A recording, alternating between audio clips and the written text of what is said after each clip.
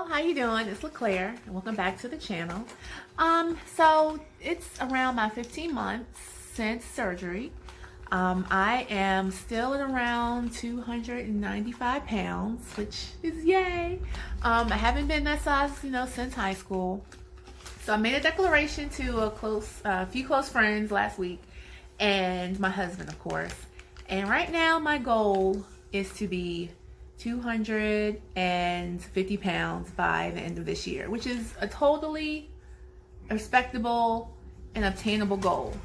So right now, my first goal is 289. I've been hovering at 295, 297, 299. I've been going back and forth since December 2019. We're in May now, 2020, and I am getting frustrated, and I want to be down to 250 this year. But right now, I just want to get to 280s. I mean, I'm grateful to be where I am, but I'm trying to continue to do good stuff.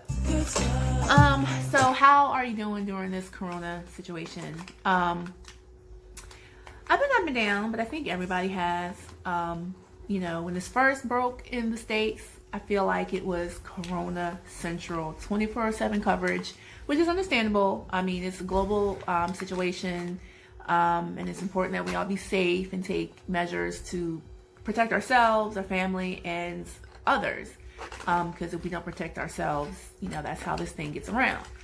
But I feel like in our country, the media is very prompt to report the worst of the worst. And I think that's what happened probably the first 2 or 3 weeks. And then, did y'all watch any of those press conferences by our president? You may not like him, but he is our president. So you may not like the man. Okay, let me speak for myself. I may not like the man, but I respect the office. However, at some point, a long time ago, we should have deactivated his Twitter account. And yeah, that's all I have to say about that. But yeah, I probably watched the press conferences for about a week and quickly turned it off because, you just get so anxious and worried, and you hear all the bad stuff, and then the reporters are asking good questions, but you're getting some crazy answers sometimes, and it's just not worth the stress and the worry. So did a lot of binging of TV, a lot of binging of YouTube, to be perfectly honest. And right now I am binging Star Trek: The Next Generation. Don't know why. I think it's a comfort thing. Like, I remember watching that back in the day, when I was in 9th grade, 10th grade, 8th or 9th grade, watching that. So it's a comfort thing for sure. Watching it at home, my parents doing their thing, I'm in my room watching it.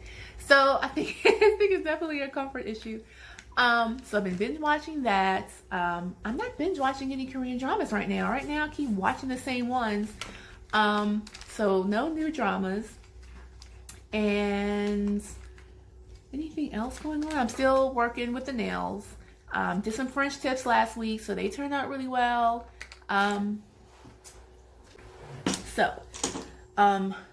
She doesn't have a name. But over the last few weeks, I've been getting more practice in, partially due to the Rona. Friend of mine, Lizzie, called it Sharona, so she's got all sorts of names now. So this is, and yeah, I've really been working this hand hard, so it's gonna look kind of cray. But that is my French tip. I am super proud of that. You see? It wants to focus on me. But I am very proud of that French tip. That is one of my more successful French tips. And the shapes. Don't pay attention to the nail art, because I am brand new to the nail art world. So the nail art is meh. But that French tip right there, that made me so happy. And I did the thumb too. I did this after watching Mia's Secret Academy online, and it was in Spanish, so I probably understood about 80% of it. But the best part about that is they do one nail at a time, and they go slow. Like, they start, they explain it, they stop, they continue. It's very step by step. Some YouTubers that I really, really enjoy show you as they work, which is great, but I feel like I'm still in the transitional place. Like I still want to see the new things and the new things to me step by step by step. And although it's in Spanish, it still helps me see every little step along the way. So yeah.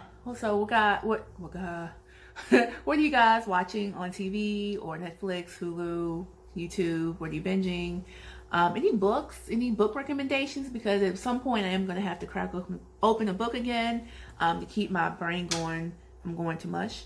So if you have any book recommendations, leave them below. I would appreciate that. I used to read a lot more. So when I first got to the smartphones, when I entered the smartphone world, we didn't have the unlimited plan. You know, everything had a package. So at one point, I had an iPhone because, you know, I wanted to have the cool phone, and eventually went back to Droid. I started with a Droid, went to iPhone, and I'm back on a Droid, so I'm Droid for life. Yeah. That's my husband co-signing. So at one point, I didn't mess with YouTube. I wasn't, you know, I don't even know if Instagram was around, or I wasn't hip to Instagram at the time. So I didn't binge watch because my plan wouldn't allow it. You know, once you hit a certain gig, you better stop because they're going to charge you. So probably 3 years, I'm going to say 4, maybe 5 years ago is when I started getting into YouTube because our plan went to unlimited. Yeah. So my phone, probably like millions of other people, is my communication and entertainment hub. Mostly entertainment. Raise your hand if you use your phone more for TV, Hulu, Netflix than you do for the actual phone. Me. I might use my phone for actual phone call. Maybe once a week. Maybe 3 times a week, but I don't get a lot of calls. I mostly text. And now I speak emoji, which my emojis, I like emojis and GIFs. GIFs. Yeah, so that's what I use my phone for. I mean, it expresses me so well. So that's what I do. Oh gosh. So yeah, that's what's going on in my world. Trying to stay positive. Like I said, the corona thing did get me down for a while, and you know, we had not direct contact, but someone in my office had contact with someone, so that kind of freaked me and my husband out. So I was home for a little while, but I'm back to work, and truly grateful to have a job during all this, because I know a lot of people don't and are in a difficult situation. So not to sound preachy, but if you are in a financial situation right now, when you get back to work and you get back on your feet and things get going, check out Dave Ramsey, the Total Money Makeover. You don't have to buy anything. Me and my husband, I went to the library and got the book. I read it. It was cool. I was like, we can do this.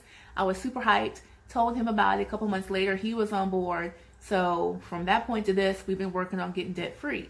So being debt free is great. Not that we're debt free yet, but we're getting there. But I would suggest, if you are dealing with financial issues, to check him out. If he's too much for you, because I know he comes at you kind of hard, like Uncle Dave, you know, don't be foolish, do this and don't do that, blah blah blah.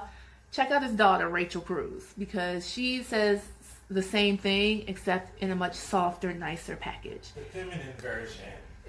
Yeah, the feminine version, says my husband. Anyway, check them out. They have a whole crew of people that will help you work on your finances, work on your business, work on your retirement, because that's what me and my husband want. We want to retire with dignity. You know, that's something that they say in the Ramsey world. We want to retire and not be struggling paycheck to paycheck, because Terrence has seen, you know, sees what his family goes through, and I saw with my parents what they went through in their older age, and Social Security ain't gonna do it. It's not. You know, watching my parents try to survive on Social Security was rough, you know, and I just don't want that life.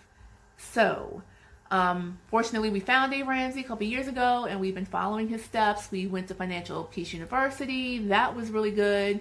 And there's still some things I'm not doing. Well, we need to do, but for the most part, you know, we're learning to save. We're learning to have our budget meetings every month. So for anyone who cares, for anyone who is interested in getting out of debt, check him out. I know there's a ton of other people. There's the FIRE thing, and there's Susie Orman, and there's a whole bunch of people, but we like Dave Ramsey.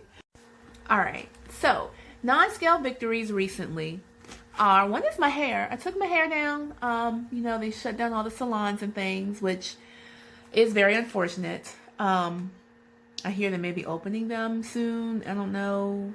I really haven't watched the news lately. I hear bits and pieces. It may be opening in 8 days. I don't know. However, since that, I have learned to appreciate my hair. That's a struggle. That is something I've never really done. You know, doing my hair was always something I had to do, not necessarily something I'm like, ooh, girl, let me go get my hair done. I'd rather go shopping. I'd rather play with makeup. I'd rather do my nails than fuss with my hair. So my stylist, Naomi, hey girl, I miss you. We miss you.